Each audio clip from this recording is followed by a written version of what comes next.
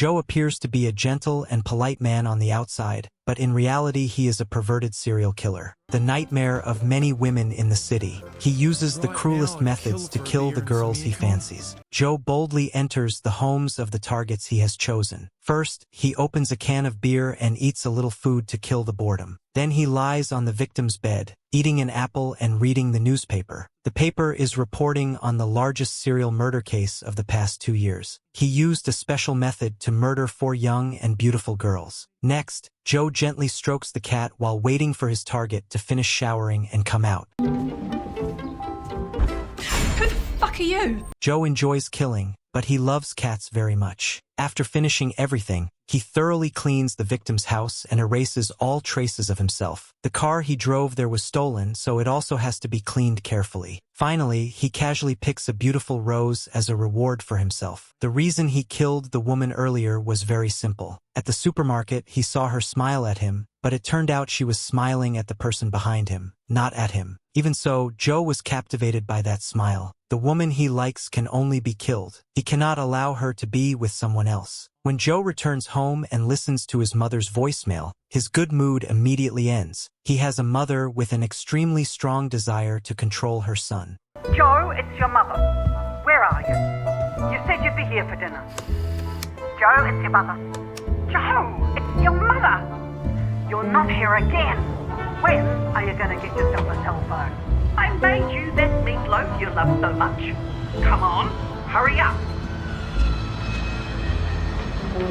She is also harsh and nagging. He can only vent the hatred he feels toward his mother onto other women. This is also the main reason Joe murders women. Joe is just an ordinary person. He will not kill because of trivial matters or impulsive urges. He only kills according to his preference. He likes women, and he likes even more to do to them what they themselves do not like. He likes to carry a briefcase containing his killing tools while walking around or riding the bus. That way he leaves no traces and can conveniently look for his next target. Because his mother keeps urging him relentlessly, Joe can only reluctantly go to her house for dinner. Before entering, he throws the beer bottle he drank at the victim's house into the trash can, then tosses in the bunch of car keys he stole as well. After erasing all the evidence, he finally steps into the house. When his mother saw Joe, she immediately slapped him. That was her way of educating him. Whenever she was even slightly dissatisfied, she would scold and beat him at the same time. Nearly called the hospitals.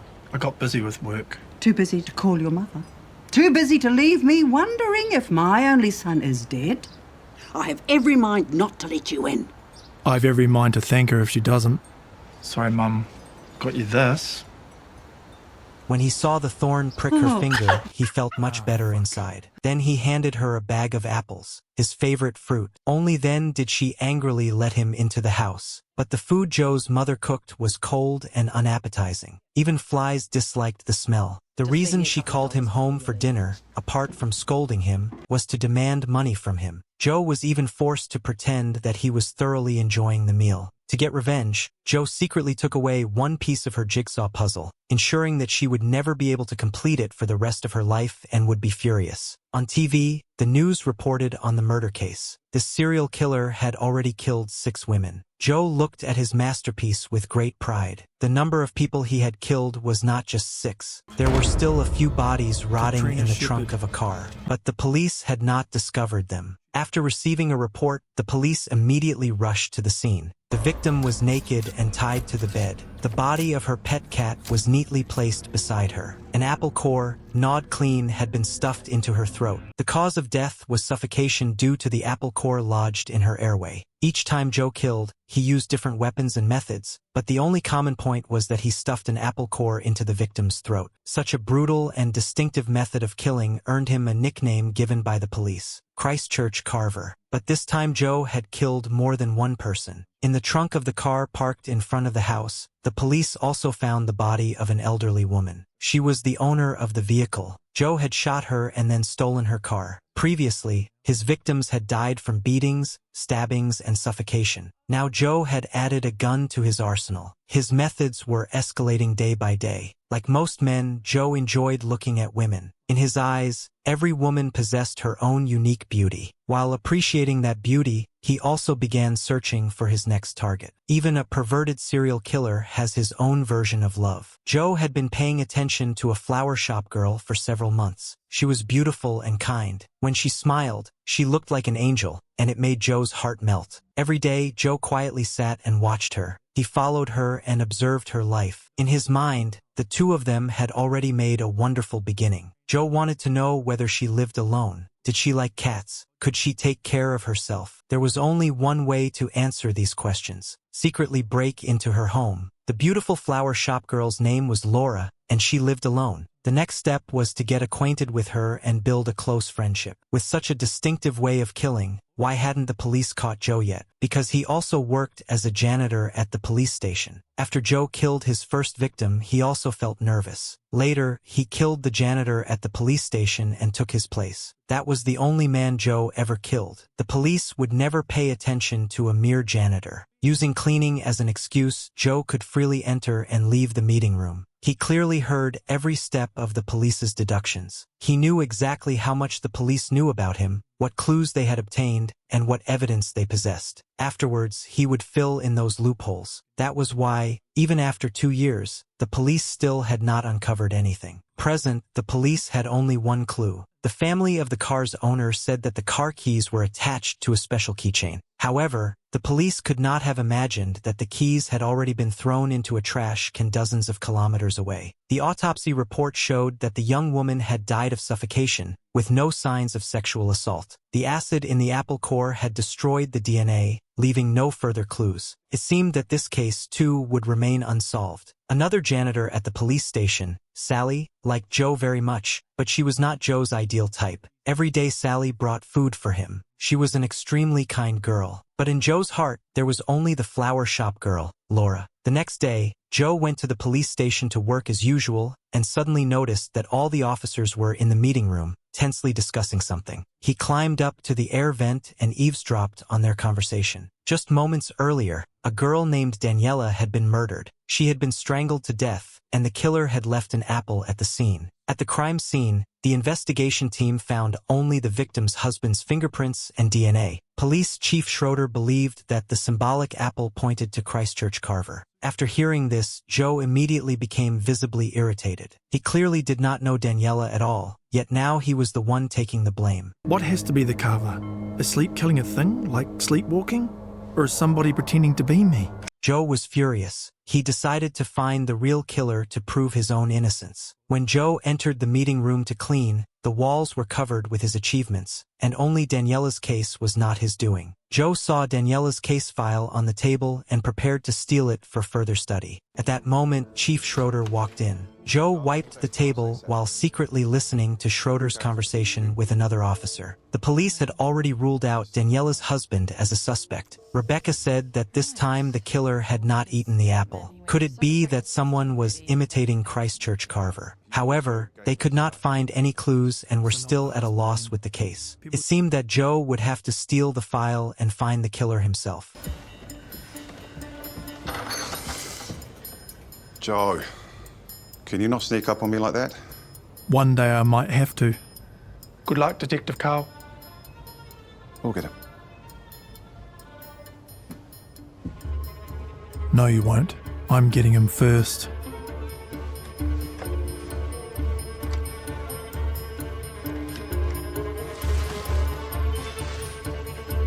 Joe studied the case carefully, but even after examining the crime scene photos, he found nothing. It seemed that the only way to uncover clues was to enter Daniela's house. However, the crime scene had been temporarily sealed off by the police, so Joe had no way to get inside. Joe's mother kept calling him home for dinner. It was still the same half-cooked piece of meat taken out of the refrigerator, the same nagging complaints, and the same constant demands for money. With no other choice, he could only endure it. She complained that her jigsaw puzzle was missing a piece. In order to complete it, she had even rummaged through the trash can, where she found a bunch of car keys and was preparing to hand them over to the police. The moment Joe saw them, he recognized the keys as belonging to the car he had stolen after killing its owner. If she told the police, he would be in serious trouble. He lied. They're mine. I've been looking for them.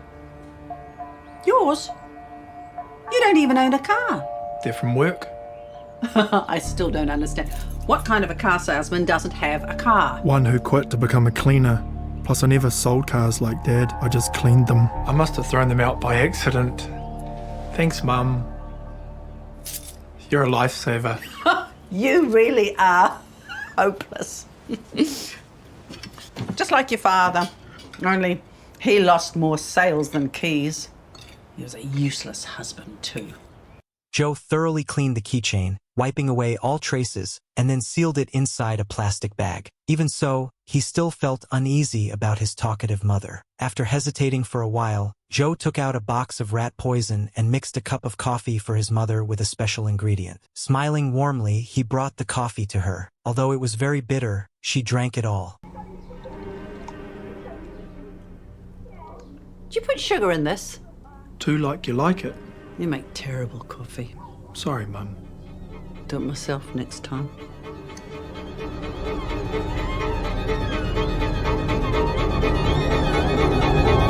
No more cold meat, no more nagging phone calls. A world without his mother was truly beautiful. Secretly delighted, Joe boarded a bus back home. On the way, he found an injured cat. As someone with a deep love for animals, he immediately took the cat to a veterinarian. A beautiful nurse promptly performed surgery on the cat. Since the cat needed to stay at the clinic, she and Joe exchanged contact information. Joe looked at the nurse with a slightly intoxicated smile. The urge to kill rose within him again. He wanted to keep her by his side forever. After that, Joe went to the supermarket to buy cat food. The male cashier was too busy playing games to pay attention to him. Joe once again felt the urge to kill. Faced with someone like that, he might even break his rule and kill a man. A girl standing in line behind him warmly recommended different kinds of cat food to Joe. She too was a cat lover. Joe had a special fondness for girls who kept cats. Once again, his heart stirred. Once again, he wanted to kill. A girl like this could only stay by his side forever. Her name was Melissa. Coincidentally, she and Joe took the same bus route. The more they talked, the closer they became, as if they had known each other for a long time.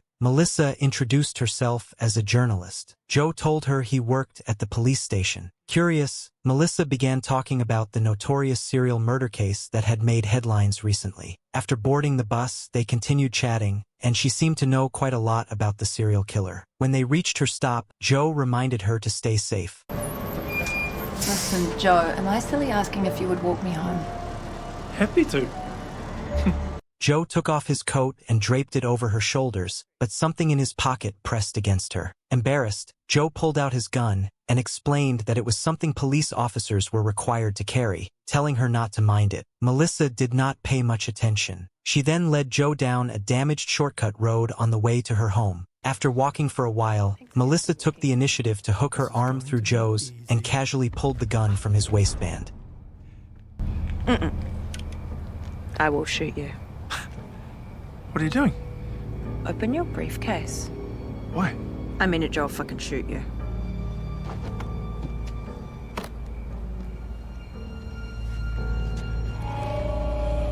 Apple.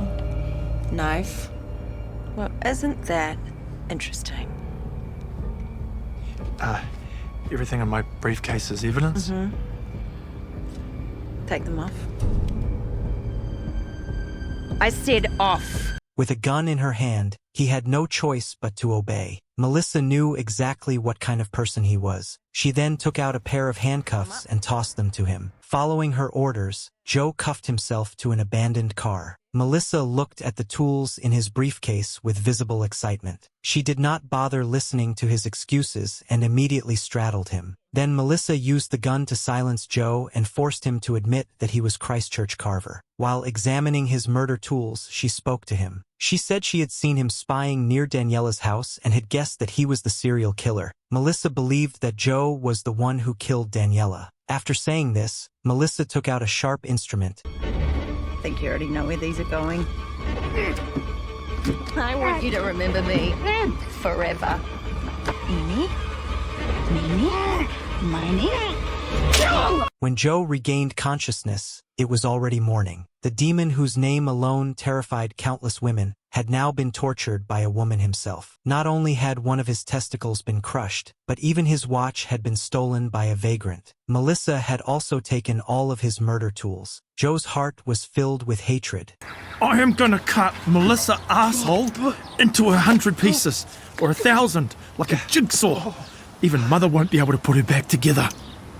He struggled back home but did not dare report to the police or go to the hospital. The only person he could turn to was Sally, the girl who secretly admired him. Upon receiving his call, Sally immediately came to Joe's house. He firmly refused to let her call a doctor and insisted on treating himself. Fortunately, Melissa had crushed only one of his testicles, so he could still reproduce. Sally had once studied nursing, so she stitched and treated Joe's wound temporarily. She was a kind-hearted girl. After taking care of him, she even helped clean his house. She noticed that the house was filled with newspaper articles about Christchurch Carver and photos from Daniela's crime scene. Although she was very curious, she asked nothing and quietly left. 2 days later, Joe finally regained full consciousness. The excruciating pain from his injury had made him forget who had saved him. Could have been Melissa, or it could have been Sally. Seeing that the house had been cleaned spotless and the crime scene photos neatly arranged, he immediately felt a sense of dread. Perhaps the person who had taken care of him had already called the police. Enduring the pain, he tried to pack his belongings and flee. Suddenly, there was a rapid knock at the door. Couldn't be the police, could it? Joe attempted to climb out the window to escape, but the pain from his injury made it impossible for him to pull himself up. With no other choice, he had to open the door. There was no one outside. On the ground lay a cell phone, along with his murder tools. Joe knew immediately that Melissa had sent them. She knew everything about him. Clearly, she could have sent these items to the police station, but instead she returned them to him. It was obvious that Melissa was threatening Joe, forcing him to work for her. Looking at the necklace around his neck, Joe realized that Sally was the one who had saved him. But she had discovered his secret, so he was compelled to find her. Even though he took small steps, his injury still throbbed with pain. Dragging himself along, he made his way to the bus stop and headed to the police station for work. On the way, he once again saw the flower girl, Laura. But if he wanted to get close to her, he would likely have to wait a while longer. Joe still worried that Sally might reveal his secret to Chief Schroder, but Schroder seemed unaware of anything. Schroder told Joe, Sally's father is sick, so she's taken leave to stay home and take care of him. Only then did Joe feel relieved. After work, Joe went to Sally's house, intending to eliminate any future trouble. Just as he was about to knock, Sally happened to return home. Pretending to come by to express his gratitude, Joe followed her inside. He claimed that he had been robbed that night, which was why he was injured. The naive Sally even advised him to report it to the police and get some rest to recover quickly. But Sally could not understand why Joe's house was filled with newspaper articles about Christchurch Carver and photos from the crime scene. At that moment, Joe had already drawn his knife. In his current condition, however, he would not be able to overpower Sally in a direct attack. So he lied, saying he was helping the chief investigate the case and had taken the files home to study them. When a girl falls in love, her intelligence drops to 0. She believed Joe's lie and promised she would never tell anyone. Hearing this, Joe put the knife away. Killing Sally now would mean losing the person who brought him food every day. Just like that, her innocence saved her life. Joe then received a call from Melissa. What do you want, Melissa? Is that why you wanted to get into their house? To figure out who the copycat is? Something like that. I was wrong to think you were a run-of-the-mill serial killer, Joe. I've decided I want to get to know you better. Well, that's not going to happen. Oh, I think it is. Is that why you return my lockpicks? Because I'm suddenly more interesting? She was extremely fascinated by a serial killer like him and wanted to learn more about him. Now she also believed that Joe had not killed Daniela, that someone else had, so she gave him his first task: break into Daniela's house and investigate the person who had imitated him. After returning home, Joe suddenly received a call from his mother. Turned out she had not died. She had only suffered from severe diarrhea. After hearing this, Joe felt extremely regretful. He hadn't put enough rat poison in the coffee. Next time, he would definitely add more. The next morning, Joe returned to the police station to work. His most important task that day was to find out the progress of Daniela's case. Enduring the pain, he climbed into the ventilation duct to eavesdrop on the officer's conversation. Daniela's husband's alibi was not accepted. At the time of the murder, he claimed he was at the stadium watching a game. However, someone testified that for most of that time, he was sitting in his car sending emails. The parking lot was outside the crowd's line of sight and very close to the house. Daniela's husband had more than enough time to kill his wife and then return to the stadium. That night, Joe went to Daniela's house. The police had already lifted the seal. He easily unlocked the door and entered. He drew the curtains, sat on the victim's bed, and drank a beer. The investigation would take time. He might as well get some sleep first. At the same time, the police were interrogating Daniela's husband. According to the forensic report, he had a very serious history of domestic violence. Therefore, he had a clear motive to kill his wife. But he insisted that he had not killed her and claimed it must have been Christchurch Carver. Meanwhile, Joe woke up from his nap and began reconstructing the crime scene. Crossword check. Alarm clock check.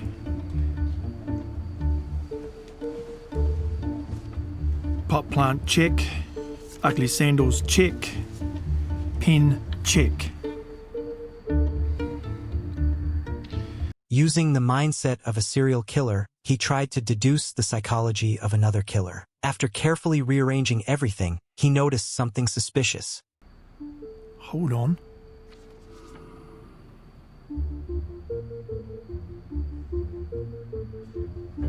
They're different. Damn. So Daniela is doing a crossword puzzle when the copycat comes in. All you have to defend yourself with is a pen. So you try to stab him. But you do a shit job. He takes it and throws it. Bullseye. So who could have switched it after it was photographed? Somebody who was at the crime scene while it was active. Daniela Walker was killed by a cop.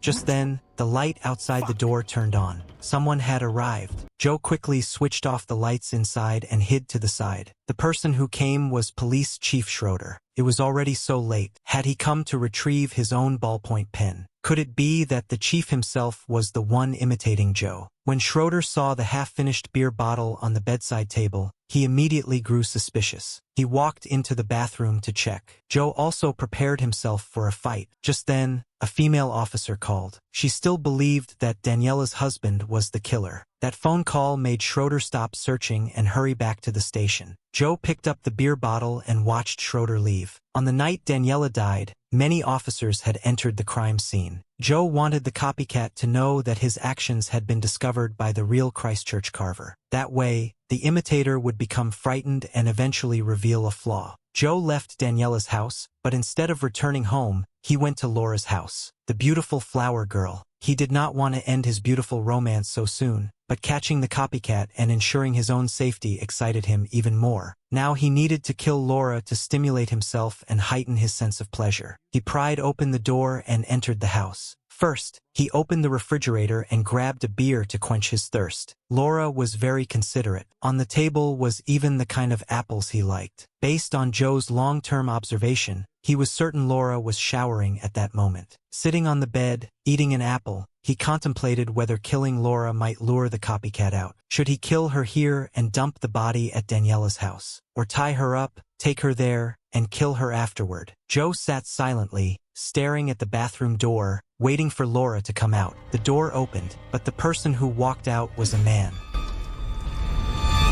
Who the fuck are you? You're not Laura! Fucking Jesus! His injured egg still throbbed painfully, and he had no strength to fight. As Joe ran outside, he saw police nearby. It seemed they had discovered the stolen car. Police ahead, a man chasing behind. Joe had no choice but to hide behind a vehicle. While the man went to alert the police, Joe limped away step by step and managed to escape. Fortunately, he was familiar with the area. Otherwise, he would have been caught. As Joe struggled to flee, a car suddenly screeched to a halt in front of him. The driver was none other than the lovely Melissa. Didn't think you're riding in the front, did you? Get in the boot.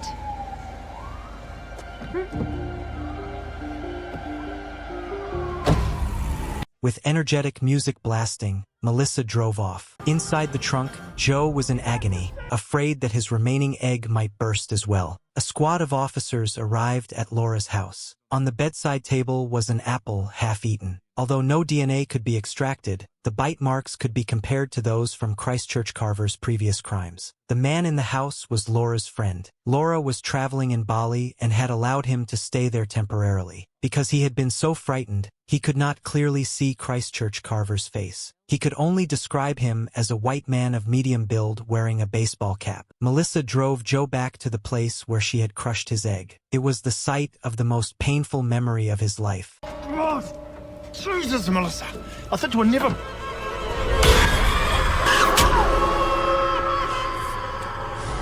Oh, no way, no way. I'd rather you fucking shoot me. Don't worry, we're not here for round 2. You're following me. I find you interesting. I don't want to be interested in. What happened? I was trying to leave a message, but the wrong person was in the house. For the copycat? Well, it would have been. Ah, so you found something at the walkhouse and figured it out.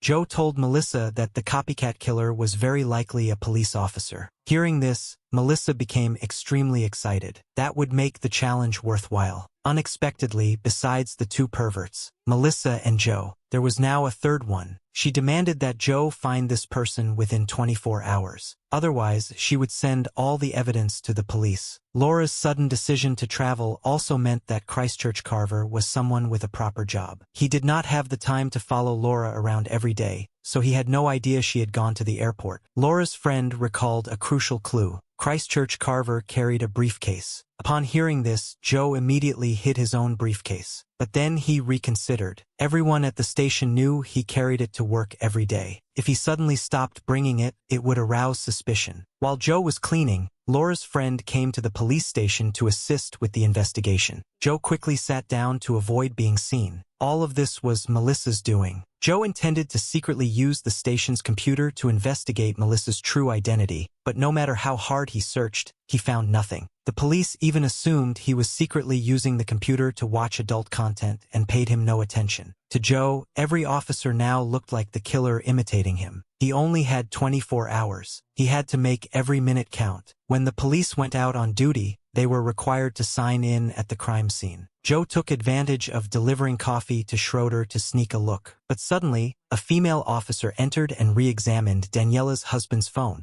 During the time of the game, he had indeed stayed in the parking lot and gone nowhere. Once again, Daniela's husband was cleared of suspicion. Seizing the moment when Schroder left, Joe quickly stole the police attendance sign-in list. He wanted to make a photocopy but did not know how to use the copier. Kind-hearted Sally tried to help him, but he snapped at her. Sally thought that the stitches she had sewn on his injured egg might have come loose, making him emotionally unstable. Hurt by his harsh words, she left in tears. Joe forced himself to recall the crime scene and began eliminating suspects one by one. First, he ruled out the photographer. After all, the man would not photograph evidence that incriminated himself. Next, he eliminated Sam, who became breathless just climbing stairs. He lacked the physical ability to commit murder. The officer with a broken arm was also incapable of killing someone, so he was excluded. That left only 3 people, including Chief Schroder. Schroder had consistently insisted that Daniela's husband was the killer. Perhaps he was the copycat himself. That meant only 2 other suspects remained. Joe sneaked into the records room to search for the files of the remaining 2 officers. One was Brian and the other was Robert. He hoped they would not be home tonight. He planned to break into their houses to look for evidence. Eavesdropping on Brian's conversation, Joe learned that Brian had plans that evening. So tonight, he would start with Brian's house. After much deliberation, Joe finally decided to follow Brian to see what he was up to. He tailed him and noticed Brian sneaking around in front of a building, as if he were keeping watch over something. Joe picked the lock and entered the house, took a knife out of his briefcase, and searched everywhere for clues. Sounds came from a room inside. Joe cautiously approached and opened the door, only to be met with a steamy scene. To his surprise, Brian was in a homosexual relationship. That seemed to eliminate Brian as a suspect. In Joe's mind, someone attracted to men would not be interested in women. That night, Joe reported his discovery to Melissa. While chatting, he tried to extract information about her identity and why she was so determined to find the copycat. But Melissa did not fall for it. Instead, she pointed out flaws in Joe's reasoning. A woman who turns perverse can be far more frightening. That meant Rebecca could also be the imitator. Even if Brian liked men, it did not necessarily mean he was not attracted to women. He could be deliberately framing Daniela's husband, killing and then crying thief. Robert, too, had not yet been ruled out. Since the case was so complicated, Melissa granted Joe another 24 hours. Joe was filled with hatred toward her, but there was nothing he could do. He decided to find another woman to kill to vent his frustration. By now, ordinary women were on guard against the perverted serial killer. You look lost, hon. What does helping me cost? Well, 100 and I'll help you find yourself. 200 and I'll have you finding God. What does 500 get me? Anything you want, hon.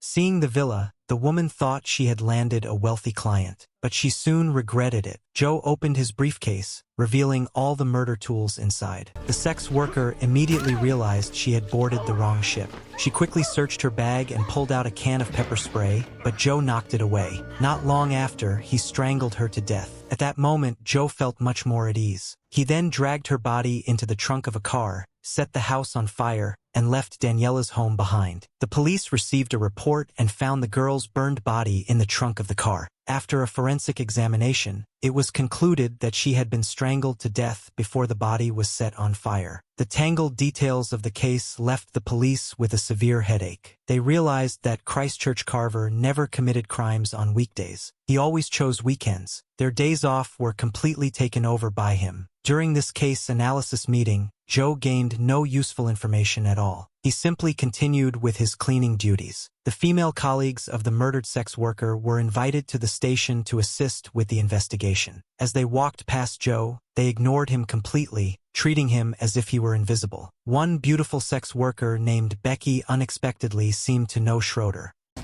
Hey, Carl. How's it going? Oh, hi, Becky. Becky and Jazzy are just helping us out. Thank you. Good to see you. Yeah. Seeing this, Joe immediately grew suspicious. How could a police chief be acquainted with a sex worker? Could Schroder truly be the copycat? Joe decided to meet Becky to find out more. This time, he did not bring his briefcase of tools. In this situation, he was merely an ordinary client. He stole a car and drove to the place where the sex workers usually gathered. It did not take long for him to find Becky. You're lost, hun. I was hoping you could help me with something. I'm sure I can. What kind of fun are you looking for? But Joe did not know that the police had already assigned someone to monitor these women. Sam took photos and, upon looking at them, immediately recognized Joe. Usually, this guy kept a low profile like an invisible man. Who would have thought he was the type to frequent prostitutes? No wonder he showed no interest in Sally. Sam felt that something was not right and was about to call Schroder to report it. Suddenly, someone knocked on his car window.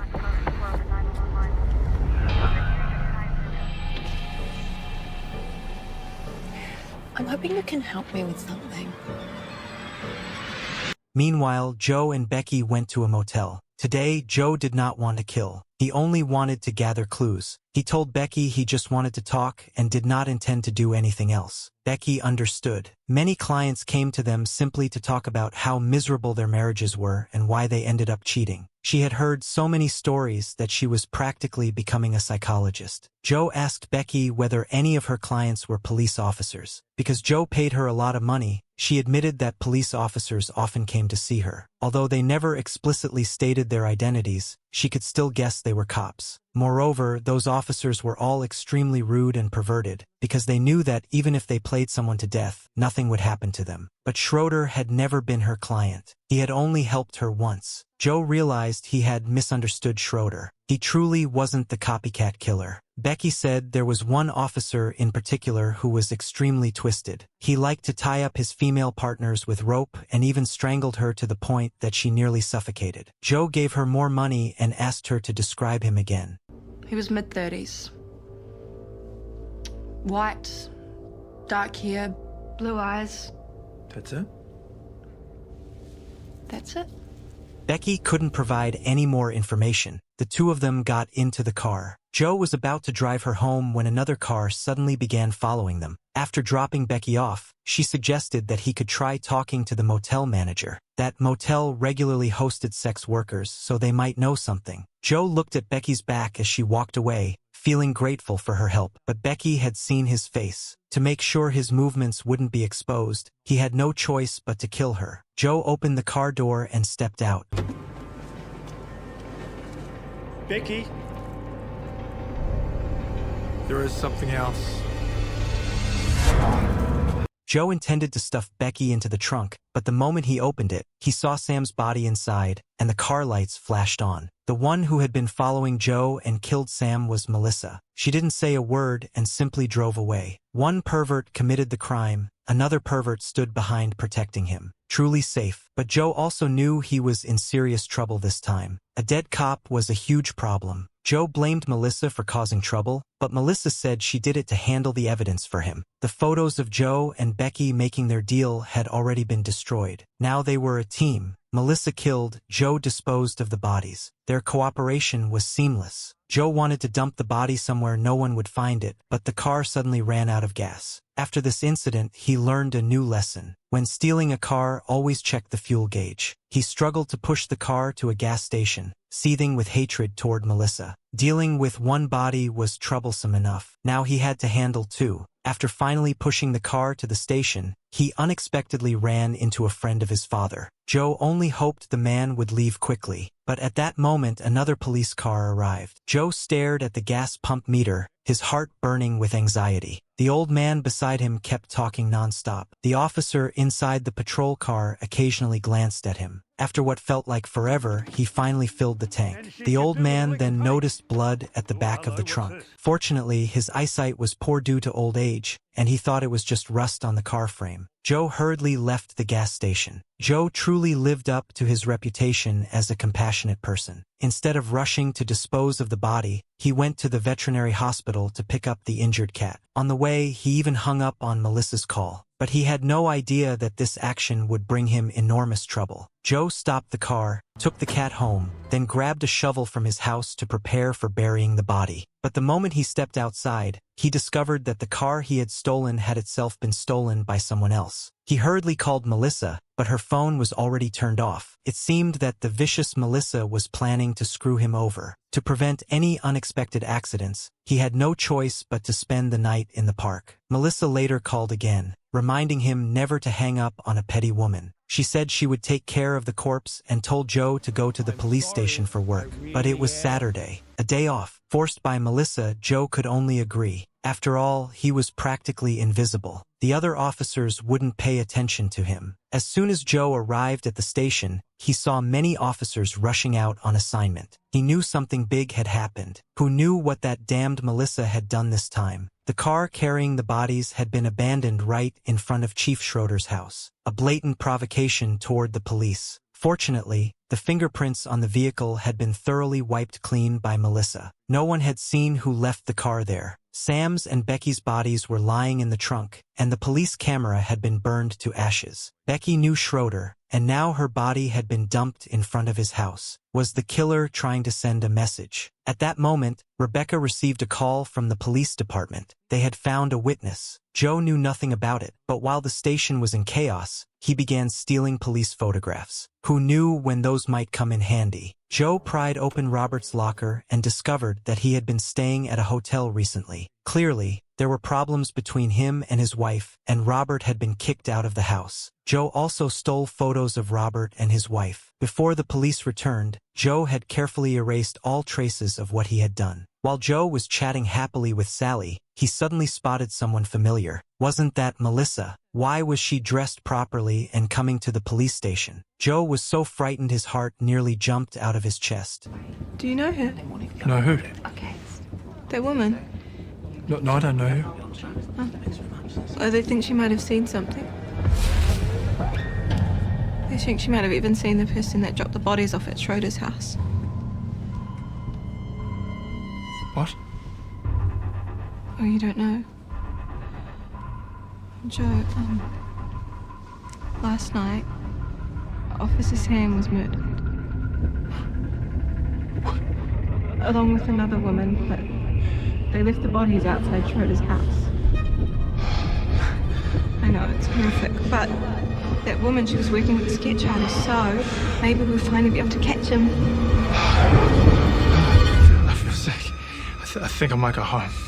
Sorry. Oh. Joe was so scared he could barely breathe. Was that crazy woman going to turn him in? What exactly was she trying to do? He hurriedly ran out of the station, not even bothering to change out of his uniform. The moment he got on a bus, Melissa followed him aboard. Joe was so furious he wanted to shove his tool bag into her mouth and suffocate her. Melissa showed him the suspect description and sketch she had given to the police. It was of another man, not Joe. Melissa said this was her first boyfriend. Anyone who betrayed her would be destroyed by her. At the same time, she could mislead the police investigation and buy time for Joe to find the copycat. She was both insane and terrifying. Joe silently told himself that he must never provoke her again. Meanwhile, the police also found Sam's car. Based on forensic evidence, investigators deduced that Sam had been killed inside his own vehicle, then transferred to another car and dumped in front of Schroder's house. The killer did this either because he was extremely confident or because he was insane. Even though they understood that much, the police still had no concrete leads. Melissa pretended to be a police officer and went to the motel where the sex workers usually worked. She gave the manager some money and asked which officer had entered the motel with Becky. A real police investigator would have been far more convincing. At a glance, the manager realized Melissa wasn't an ordinary cop and demanded another $100 before speaking. After receiving the third $100 bill, the manager admitted she had seen an officer who liked tying up his female partners. When she took the fourth $100 bill, she began pointing out the person. She looked through the photos Joe had stolen from the police station.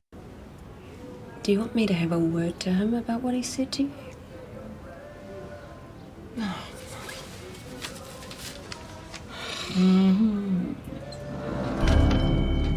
That one's on the house.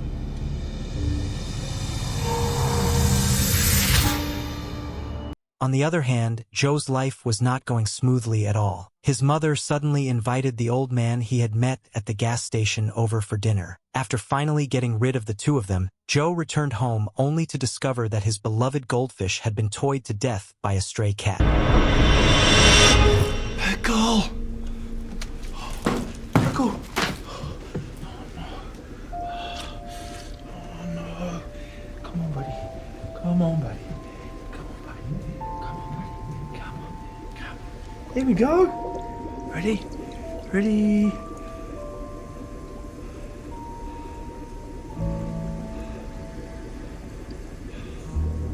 Where's Jehovah? You! Furious, he drove the cat away. At that moment, the veterinary hospital called to say they had found the cat's owner. The person was willing to cover all the medical expenses and take the cat home. Joe could no longer suppress his anger. He told the nurse that the cat had been hit by a car and killed. After saying that, he smashed his phone. He then vented his rage at his mother, unleashing all the resentment over the injustices he had suffered during his childhood. The case still hadn't been solved, so the higher-ups assigned Stephen to oversee the investigation. She reassigned duties to all the officers and demanded that they speed up the case. Joe buried the two goldfish. I know that people say that you guys only have 5-second memories, but I know that you were both thinking of me in the end. You are my best friends and I'm gonna miss you both.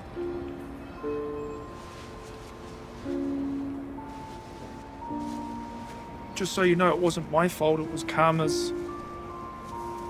And also Melissa. And my mum and Walt. And copycats. Maybe Jennifer too.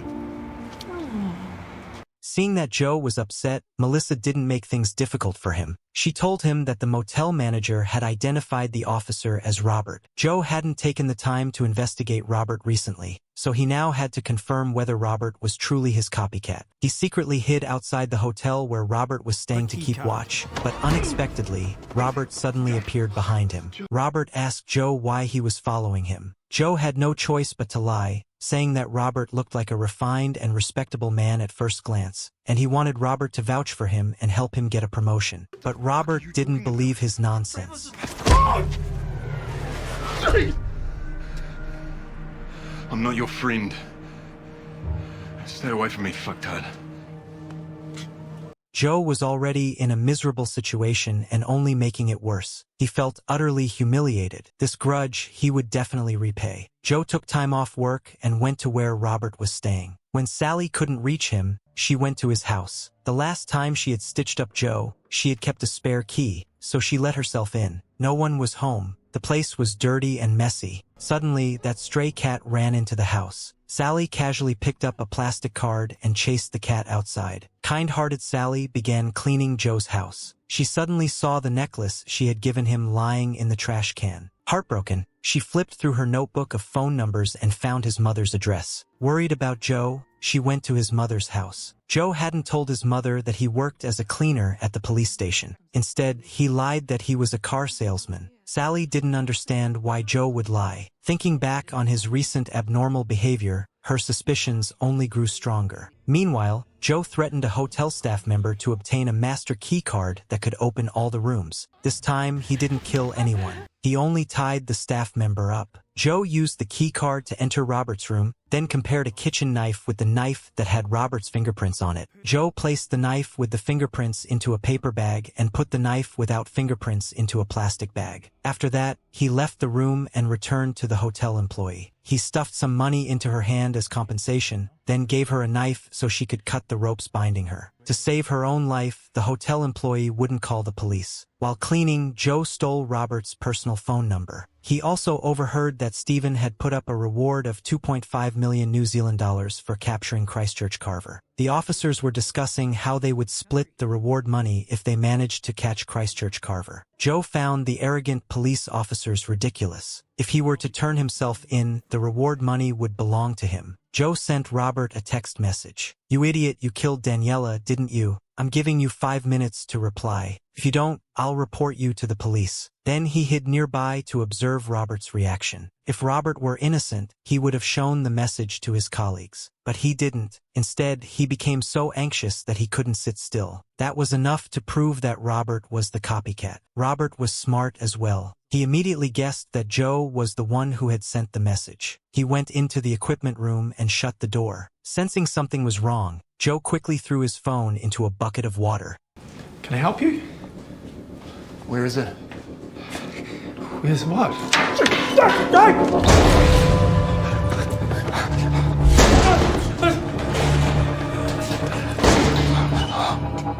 Where'd you put it?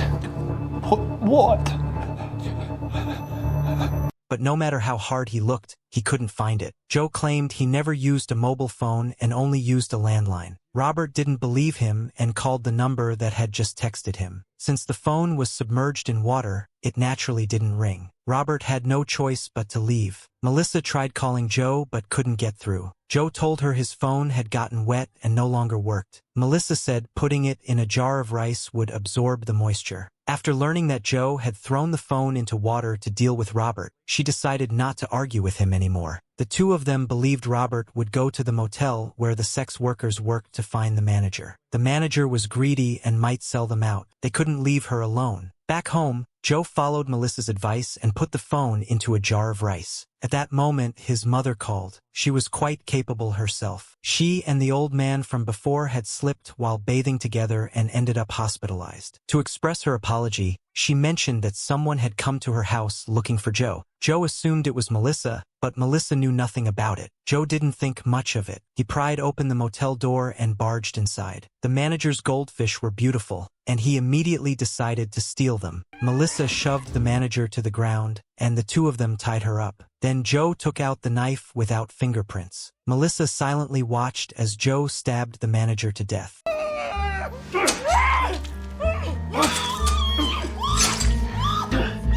The manager's screams sounded almost wonderful. Joe placed the murder weapon into a plastic bag, then took out the knife with Robert's fingerprints on it. He smeared the manager's blood onto the knife before placing it into a paper bag. Finally, the two of them excitedly brought the goldfish home. Melissa knew that Joe intended to frame Robert for the manager's murder and was delighted. She hadn't expected Joe to be so clever, and she immediately began to admire him. Joe randomly found a trash can and threw the knife with the fingerprints into it. The traffic violation ticket at his house belonged to the car he had previously used to hide the bodies. Now, if he disposed of it in the right place, all the evidence would be neatly linked together. The phone buried in rice actually worked again. Joe sent Robert a message. Have $50,000 ready tomorrow, or I'll report you to the police. Then he turned off the phone and went to sleep. It was truly a perfect night. The next day, the police were discussing the motel manager's death. Joe sent another message to Robert. Is the money ready? Then he powered off the phone again and threw it into a trash can. Seeing the message, Robert's mind was in complete chaos, but he had no idea who was texting him. He could only vent his anger on Joe. Their colleagues were shocked to see Robert lose his temper so uncontrollably. Back in the room, Joe was about to send Robert something even more threatening when Sally walked in and startled him, causing his phone to fall to the ground. Sally was puzzled. Hadn't Joe said he didn't use a mobile phone? Joe had no choice but to lie, saying he had just bought it that day. Noticing that Joe was acting strangely, Sally tried to comfort him. She told him she had gone to his mother's house and mentioned that she was preparing to work at a hospital as a nurse. Joe was overjoyed. He could finally get rid of Sally. But Sally felt that Joe was truly acting abnormal. She began secretly following him. One must remember not to be overly curious. Sally had no idea that her curiosity would bring her fatal disaster. Joe went to Daniela's house and sent Robert a message. You have 30 minutes to bring the cash to Daniela's house. Not long after, Robert arrived at Daniela's house. From a distance, Sally also saw what was happening. The moment Robert entered, he was struck hard across the face with a frying pan. But instead of money, Robert had brought a hammer and murder tools. It seemed that Robert and Joe had similar methods of killing. The blow from the pan wasn't strong enough. Robert quickly regained consciousness and began fighting Joe. Outside, Sally didn't know what Joe was involved in. She drove toward the house, intending to persuade him. Inside, the two fought fiercely, biting, gouging eyes, using every dirty trick imaginable. Joe was physically weaker and couldn't overpower a trained police officer. Robert pinned him to the ground and punched him repeatedly in the face. Outside, Sally had reached the door. In just a few seconds, Joe would have been strangled to death. Sally raised her hand to knock, but at that very moment, her phone rang. Joe was on the verge of dying. He grabbed a cup and smashed it against Robert's head.